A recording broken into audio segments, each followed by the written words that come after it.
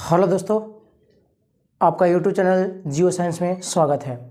मैं कमलेश कुमार। क्लास 12 का फिजिक्स पिछले लेक्चर में देखा होगा कि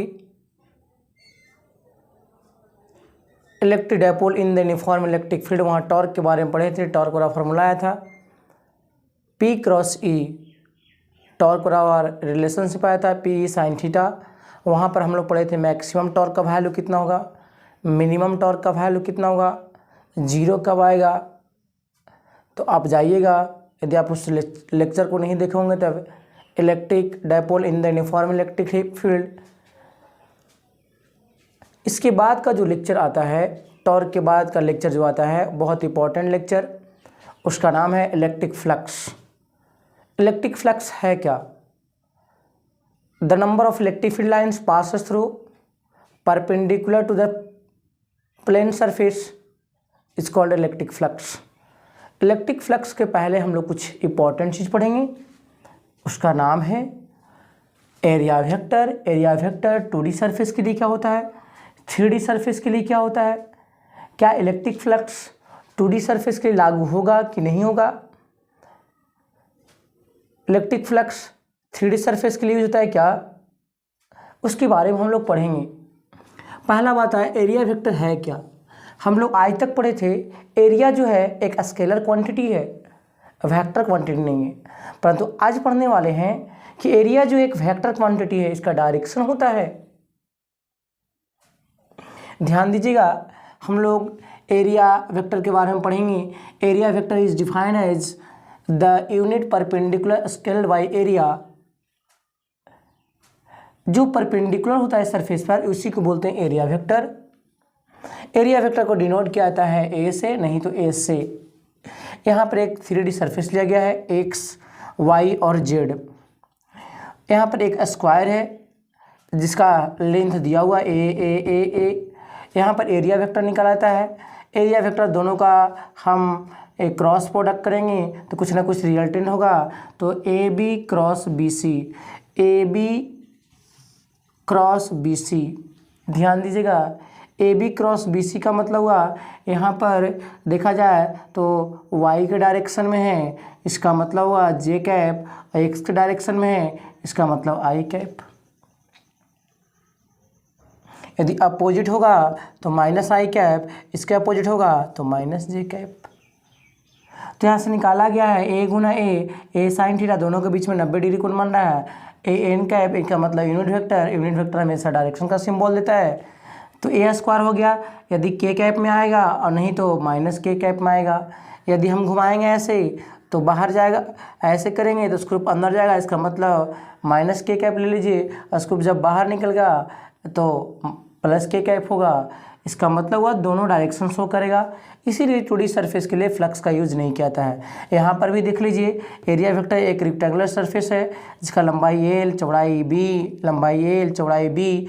निकालेंगे A cross B, A B cross B C. तो यहाँ पर ए बी का वैल्यू दिया हुआ है बी और बी सी का वैल्यू दिया हुआ है एल। जब निकालने के बाद ऐसा रिलेशन आता है, जो यहाँ पर ध्यान दीजिएगा एक्स और जेड में दिया हुआ है, तो यहाँ पर जो होगा वो जे कैप होगा, और नहीं तो माइनस जे कैप होगा। तो ये हो गया 2D सरफेस के लिए। मेन लेक्चर देखना है कि 2D सरफेस के लिए फ्लक्स तो वैलिड होता नहीं है। हम लोग पढ़ेंगे 3D सरफेस के लिए क्या एरिया वेक्टर किधर किधर होगा। तो पहला हम ले रहे हैं, एक क्यूब ले रहे हैं। फर्स्ट 3D सरफेस को क्लोज सरफेस भी कहा जाता है। पहला हमने लिया क्यूब, इसका फिगर छापते हैं इस प्रकार से।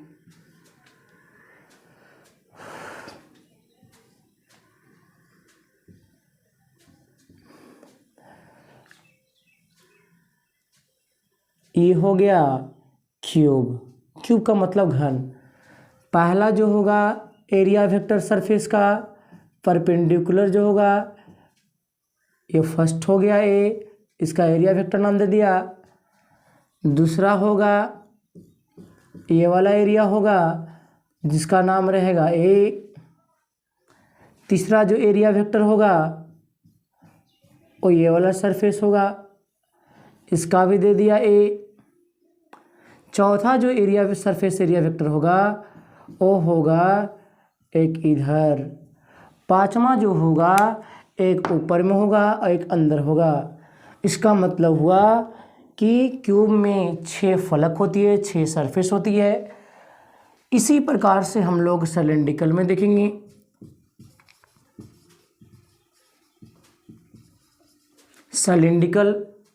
सिलेंड्रिकल का मतलब हुआ ऐसा फिगर बनता है जिसको बेलनाकार कहते हैं। इसका हाइट भी होगा, रेडियस आर इसका भी होगा। तो ये वाला जो सरफेस होगा वो फर्स्ट एरिया फैक्टर कहलाएगा, ये वाला जो सरफेस होगा सेकेंड एरिया फैक्टर कहलाएगा। और इधर भी होगा कर्व, इधर भी होगा। ध्यान दीजिएगा, ये लग रहा है कि कर्व एक ही जैसा है तो आप ए भी ले सकते हैं, कोई दिक्कत नहीं है। तीसरा जो होगा पॉइंट, और ध्यान दीजिएगा इसको हम इरेज कर रहे हैं। अब इसको छोटा सा एक लेक्चर है, आप इसको अच्छे से नोट कर लीजिएगा।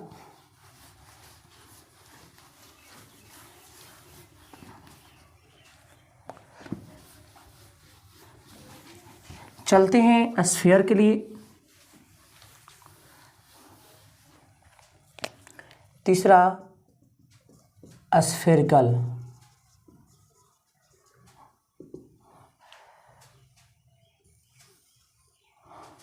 ध्यान दीजिएगा, ये सेंटर है।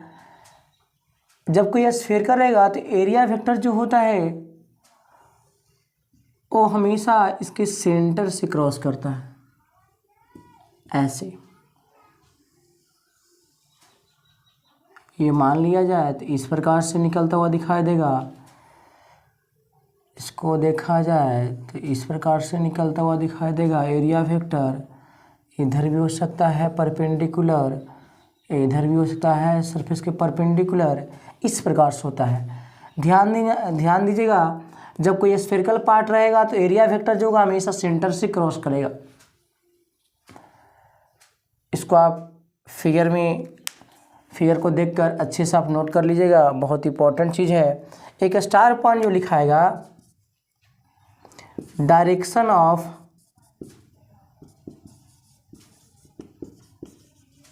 एरिया वेक्टर इज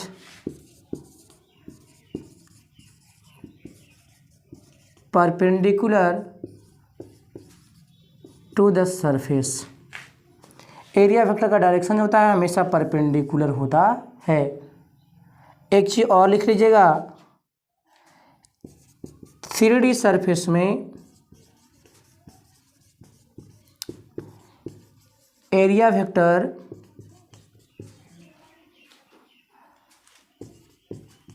बाहर वाले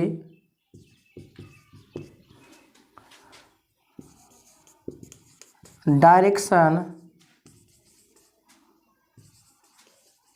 अलाउड होता है, परंतु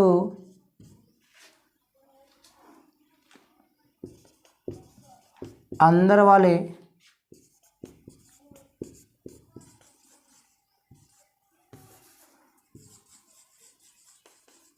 अलाउड नहीं होता है।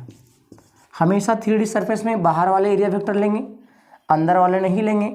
यहाँ ध्यान दीजिएगा। इसके बाद का जो पॉइंट आएगा, फ्लक्स के बारे में भी हम लोग पढ़ें। फ्लक्स के अंतर्गत जो पॉइंट आया आपका वो एरिया वेक्टर आया। आज एरिया वेक्टर का एक छोटा सा लेक्चर आपके सामने अपलोड किया जा रहा है। इसके बाद जो भयानक आएगा वो इलेक्ट्रिक फ्लक्स आएगा। इलेक्ट्रिक फ्लक्स का वैल्यू कितना होगा, उसके बाद गॉसियन सरफेस पढ़ेंगे। तो अब इस लेक्चर को, छोटा सा एक लेक्चर है, आप ये ध्यान से नोट कर लीजिएगा। जो आपके सामने इलेक्ट्रिक फ्लक्स के बारे में पढ़ना है कि इलेक्ट्रिक फ्लक्स क्या है। एक ऐसा क्वांटिटी है, इसका फॉर्मूला क्या होता है, इलेक्ट्रिक फ्लक्स का वैल्यू कब मैक्सिमम होगा, कब मिनिमम होगा, इलेक्ट्रिक फ्लक्स किस पर निर्भर करेगा, वो अभी जस्ट का लेक्चर में हम लोग देखेंगे इलेक्ट्रिक फ्लक्स क्या है। चलिए इलेक्ट्रिक फ्लक्स के बारे में पढ़ते हैं। इसका डिफिनेशन क्या होता है।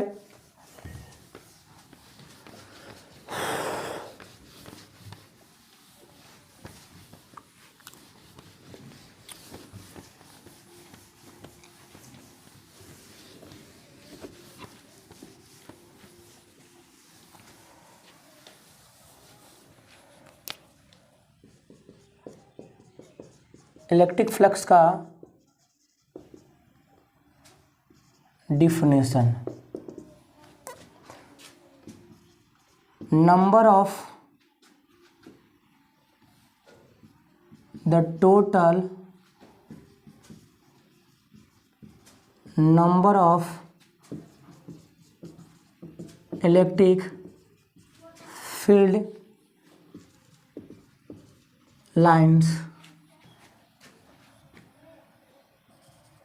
is perpendicular total number of electric field lines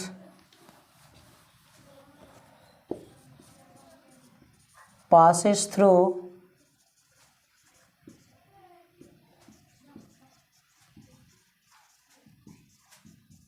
perpendicular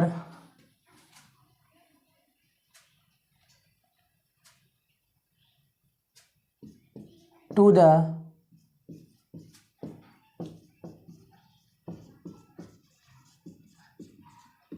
plane surface.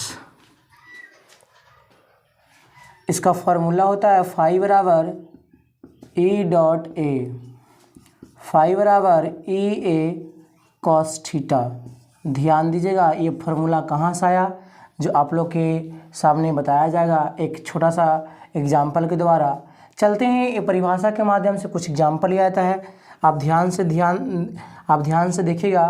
कह रहा total number of electric field lines passes through perpendicular to the surface area, चाहे प्लेन सरफेस। ध्यान दीजिएगा एक फर्स्ट एग्जाम्पल लिया जाता है, एक एरिया है, सरफेस है, इससे इलेक्ट्रिक फील्ड लाइन्स क्रॉस कर रहा है। पूछ दिया जाएगा कि फ्लक्स का मान कितना होगा, तो जितना number of electric field lines pass करेगा उतना फ्लक्स होगा। देखिए इलेक्ट्रिक फील्ड लाइन्स जो है दो बाहर निकला हुआ है, 1 2 3 4, इसका मतलब फाई का मान हो गया 4। इससे पता क्या चला कि electric field directly proportional to flux. आगे का लेक्चर देखते हैं। इसी सरफेस एरिया बढ़ा दिया जाए, सेकेंड लेक्चर में देखा जाए। अब एरिया को क्या करते हैं हम बढ़ाते हैं, अब एरिया को क्या कर दिया इससे बड़ा ले लिया, तो पता चलेगा क्या कि इलेक्ट्रिक फील्ड लाइन जो है वो अब ज़्यादा क्रॉस कर रहा है। 1 2 3 4 5 6, फाई का मान हो गया 6। इसका मतलब हुआ phi directly proportional to area. Phi जो है इलेक्ट्रिक फील्ड पर भी डिपेंड कर रहा है और एरिया पर भी डिपेंड कर रहा है। जितना ज़्यादा एरिया का मान बढ़ेगा उतना ज़्यादा फ्लक्स का मान बढ़ेगा, जितना ज़्यादा इलेक्ट्रिक फील्ड लाइन्स का वैल्यू बढ़ेगा उतना ज़्यादा फ्लक्स का मान बढ़ेगा। इसका मतलब हुआ फ्लक्स जो डिपेंड करेगा इलेक्ट्रिक फील्ड और एरिया वेक्टर पर। दूसरी बात है यहाँ पर एक थीटा भी है। थीटा क्या चीज़ है, where theta is angle between E and A. Theta जो है इलेक्ट्रिक फील्ड और एरिया वेक्टर के बीच का एंगल है। ध्यान सुनिएगा, इलेक्ट्रिक फ्लक्स का डिफिनेशन जो होता है total number of electric field lines passes through perpendicular to the plane surface. यहाँ पर आप सरफेस एरिया भी कीजिएगा, कोई दिक्कत होने वाला नहीं है। Perpendicular to the surface area is called electric flux, is called electric flux.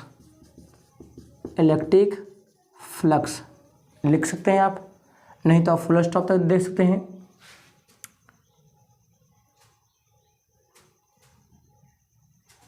फिर से ध्यान सुनिएगा, the total number of electric field lines passes through perpendicular to the plane surface is called electric flux।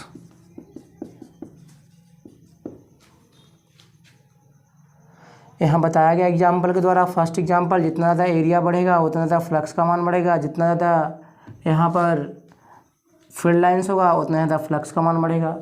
यहाँ दोनों चीज़ पर depend कर रहा है, इलेक्ट्रिक फील्ड पर भी और एरिया वेक्टर पर भी। इसके बाद का जो लेक्चर आएगा वो हम 3D सरफेस पर इलेक्ट्रिक फ्लक्स का मान कितना होगा टोटल, जैसे में क्यूब पर, स्फीयर पर और सिलेंड्रिकल पर। तो इस वीडियो में बने रहने के लिए आपका समय शुभ हो। धन्यवाद।